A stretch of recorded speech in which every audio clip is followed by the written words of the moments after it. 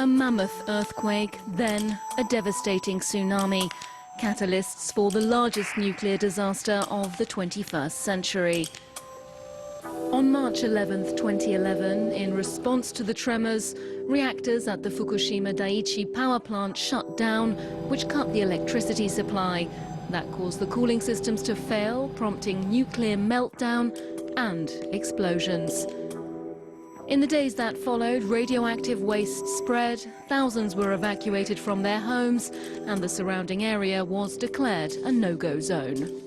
私は今回の地震、そして津波、そして原発の今の状況など、戦後65年間経過した中で、ある意味でこの間で最も厳しい危機だと考えております。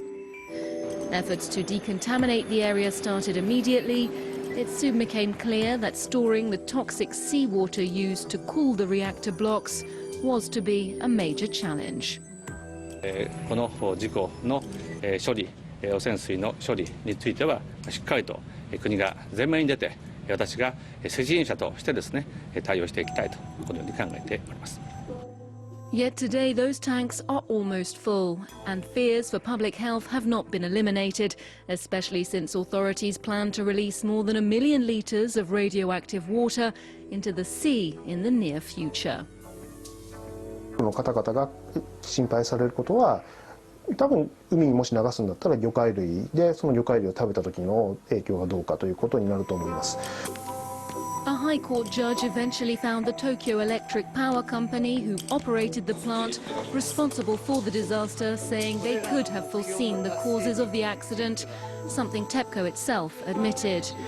It will still take decades to fully decommission this site, but the government's determined to pursue nuclear power in the coming years, despite opposition from a large part of Japanese society. 10 years ago, 30% of Japan's electricity was provided by 54 nuclear reactors. Stricter safety standards implemented by a newly created regulator in 2012 mean that today only 9 of them meet requirements. They're currently operating at 5 different sites, a situation that's pushed nuclear energy provision down to around 2%. So what now for Fukushima? Japanese authorities have been keen to reassure people that levels of radiation in the area are no cause for concern, and have even scheduled Olympic events there. Plans that were thrown into question when another powerful earthquake hit the region last month, causing cooling water levels to fall in the dormant reactors. There are now fears these additional leaks could further complicate security at the plant. It's a timely reminder that the gravity of events at Fukushima mean it will take more than 1 decade to recover from a disaster that many believe has left an indelible mark on the environment. Well, for more, you can speak to Dr. Tatsuo Suzuki, a professor at Nagasaki University. Dr. Suzuki, thank you for speaking to France 24. I want to begin by asking you, first of all, not as a scientist, but just as a person, what do you remember from March 11th, 2011?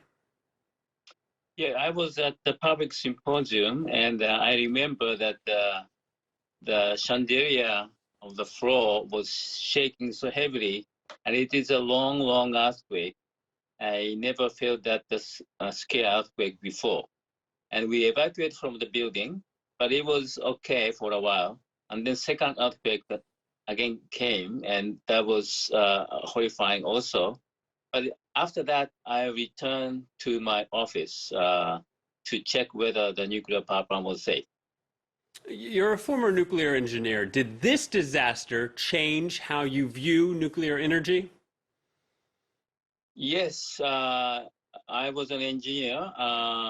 When we talk about the risk of nuclear power plants, we calculate basically by numbers, probability versus times consequences. That is the risk assessment.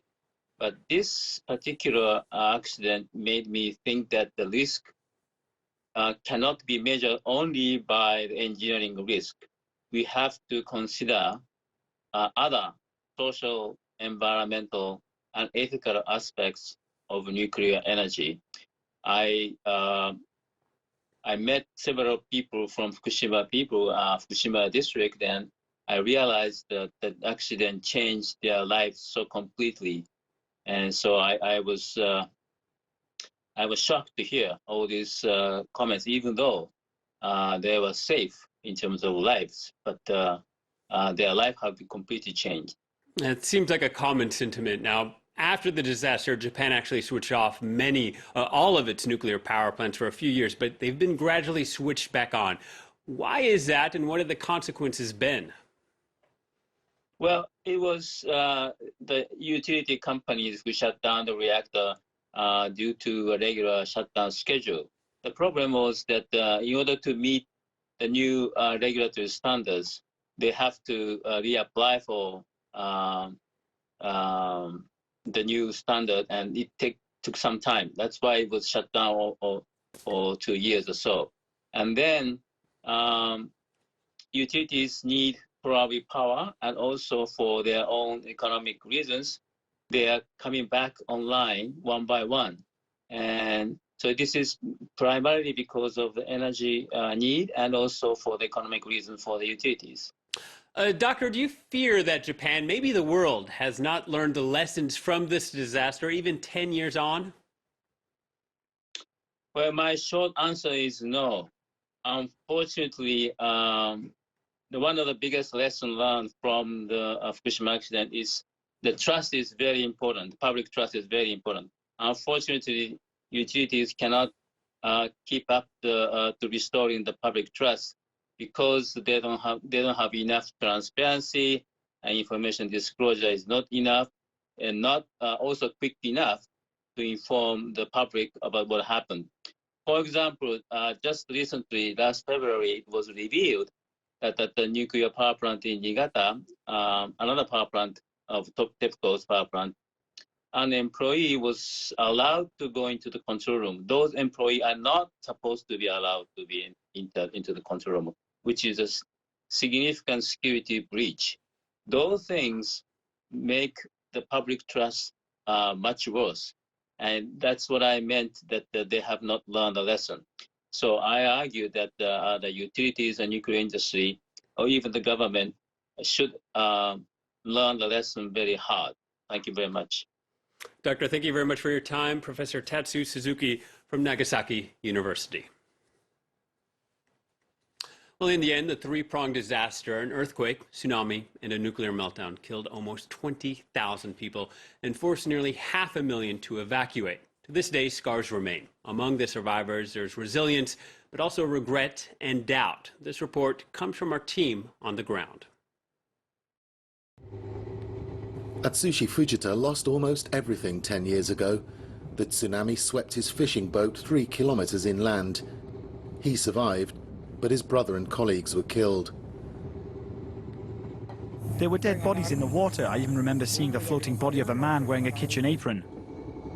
The town of Rikuzen Takata was among the places hit hardest by the tsunami. 10% of the population died, and 90% of its fishing fleet was destroyed. Today, local fishermen are protected by an 8-meter-high seawall. At first, the wall felt oppressive. I was stressed out all the time. It was like being in a kind of prison, day in, day out. But now I don't think it's possible to destroy the wall. It's better to learn to live with it. Fujita has reason to feel optimistic. His oyster cultivation business is booming, a sign that the ocean can give as well as take away. The tsunami cleaned the soil on the seabed, so now it only takes 2 years for oysters to reach their best. Before the disaster, it took 3 years. They grow really quickly. It's said that the tsunami was a once-in-a-1,000-year event, but it feels like the sea has become 1,000 years younger. The sea can be generous. Fujita is living proof of the resilience of the people of Tohoku. It makes me feel hungry. They're bigger than my tummy. In Fukushima, people who had to flee their homes after the nuclear disaster have returned to open a traditional restaurant. 10 years on, it's a symbol of recovery, attracting diners of all ages. People in other countries don't really understand what's happening in Fukushima. I spent some time living abroad, and people would ask me if anyone was living here. I want to tell people that life here isn't what they think. Look around. We're alive and happy. This is what Fukushima is like today. It's unlikely that life in Fukushima will ever return to normal. But a decade on, people here are slowly rebuilding, helped by an unshakable community spirit.